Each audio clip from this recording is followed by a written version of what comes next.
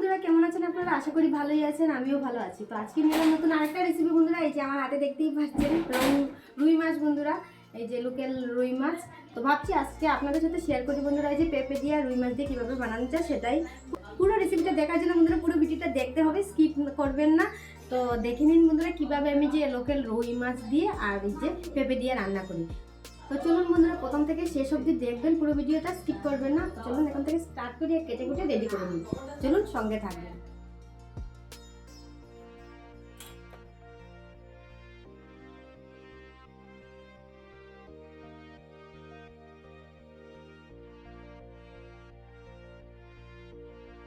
ক্যামেরাতে দেখতে বোঝা যাচ্ছে বন্ধুরা ছোট মাছটা কিন্তু অনেক বড় বন্ধুরা, 2 কেজি ওজন হবে এই মাছটা।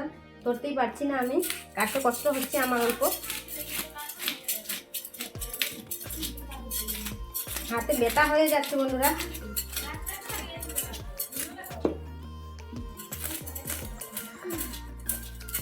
লম্বা বুঝতে নিচ্ছি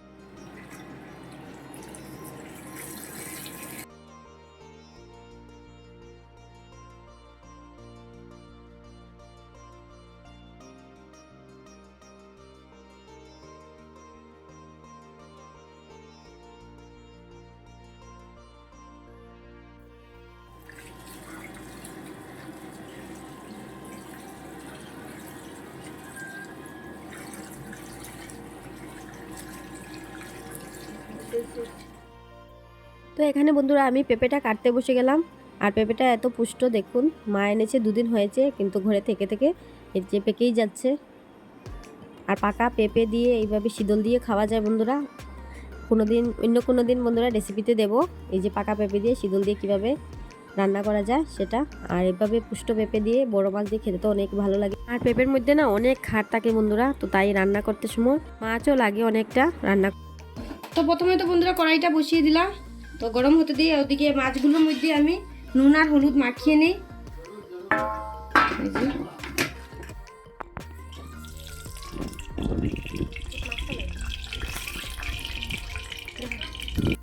কড়াই বসিয়ে দিয়েছি বন্ধুরা, আমি অল্প হালকা হালকা আলুগুলো ভাজা করে নেব প্রথমে।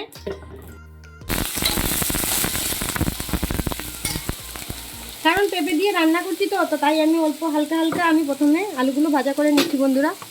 একটু হলুদের গুঁড়ো দিয়ে দিচ্ছি এই যে।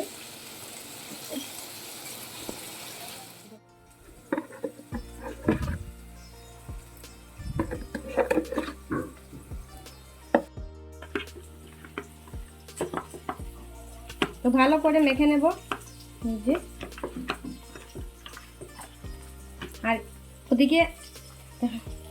ওদিকে আমার কড়াইটা গরম হয়ে গিয়েছে, তেলগুলো গরম হয়ে গিয়েছে। এক এক করে এখন ছেড়ে দিচ্ছি তেলের মধ্যে।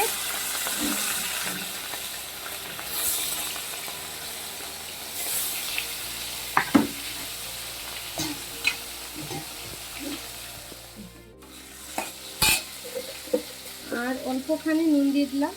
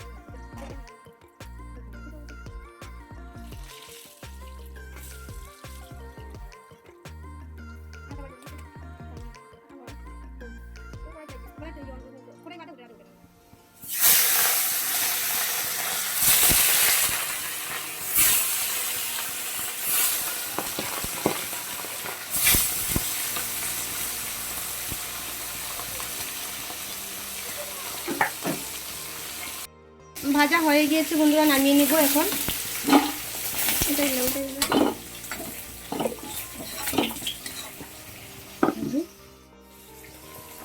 আরও অল্পখানি তেল দিয়ে দিলাম, আর তেলের মধ্যে এখন দিয়ে দেবো এই যে জিরে ফোড়ন,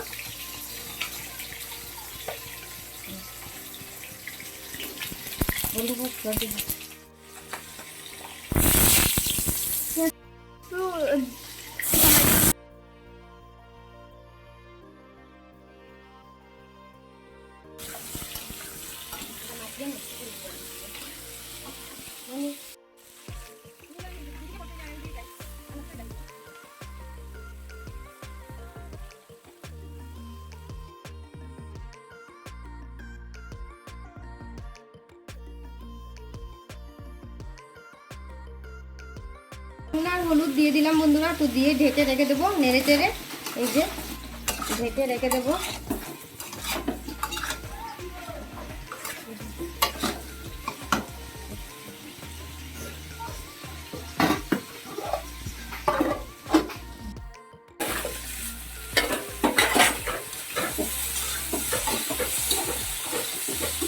তো নুন দিয়ে দিয়েছিলাম আগে, তো তাই বন্ধুরা একদম নরম হয়ে গিয়েছে, এই যে দেখুন।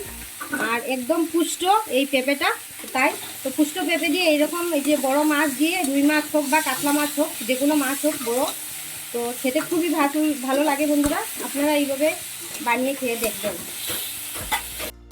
তো এখানে দেখুন বন্ধুরা, আলু যে ভাজা করে রেখেছিলাম তো ওগুলো দিয়ে দিচ্ছি।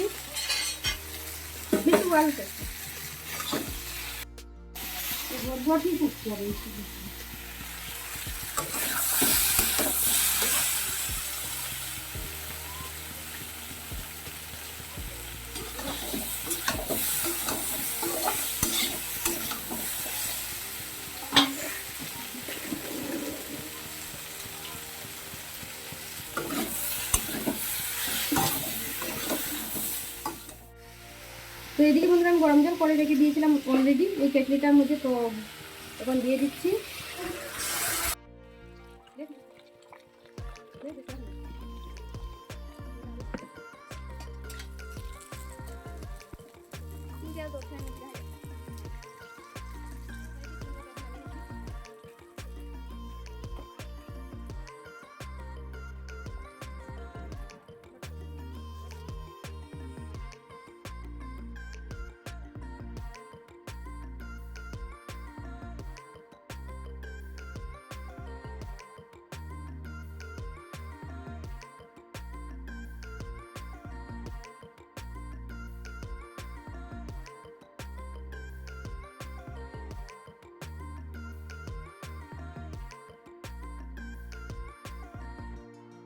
তো দেখলেন তো বন্ধুরা, পেঁপে তরকারিতে আমি কতটা মাছ দিয়েছি, অনেকটা মাছ লেগে যায়, নাহলে স্বাদ হবে না, অনেকটা মাছ লাগে। এই যে তারপরে এই যে হাতা দিয়ে দেখুন আমি আলুগুলো অল্প এই যে পেস্ট করে দিচ্ছি, তখন গ্রেভিটা সুন্দর আসবে, মানে গ্রেভি টাইপ হয়ে যাবে তরকারিটা।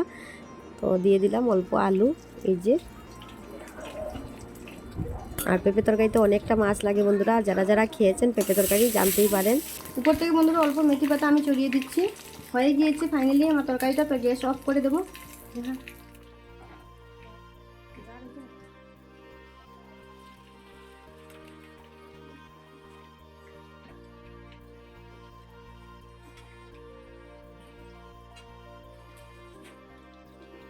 বন্ধুরা আমি এই যে পেঁপে দিয়ে রুই মাছ দিয়ে কীভাবে রান্না করলাম সেম আপনারা এইভাবে রান্না করে খেয়ে দেখবেন বন্ধুরা, খুবই স্বাদ লাগে। আর আমি অল্প পাতলা পাতলা রেখেছি এই যে দেখুন, কারণ পাতলা পাতলা খেতে ভালোই লাগে, তো তাই এভাবে এই যে পাতলা পাতলা রেখে দিয়েছি বন্ধুরা।